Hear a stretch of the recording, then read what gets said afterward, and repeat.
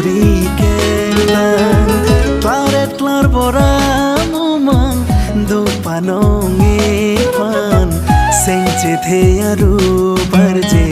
sido verji dena sengche the aru barje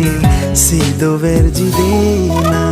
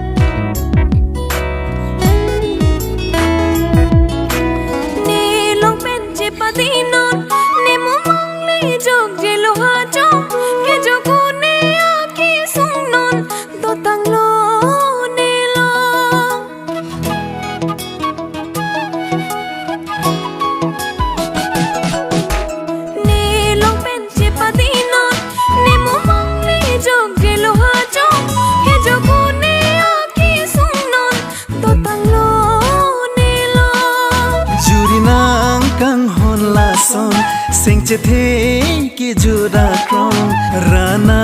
me kang hona bang doi tumalo jong hele nang ni ching hon non ne kai ki ju ta lo nang ne che the ne ding dun non kang hon lar bo ra pir bi along nong nam ke long a kang hon li ki jut lo non ni che lo po ha cho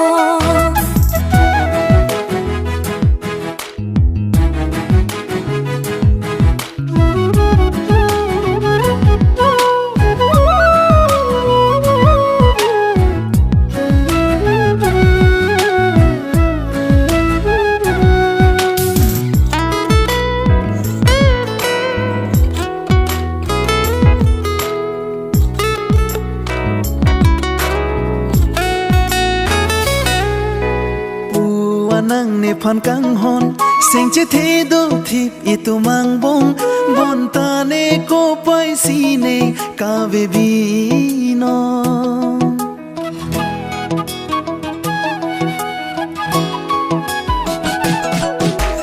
ne jin so se ma kang hon sampung pet wo leng ji ne ko son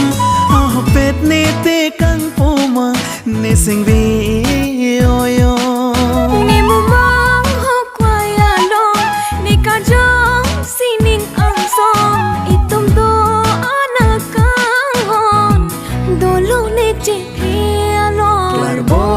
pir bi along nong nam ke long a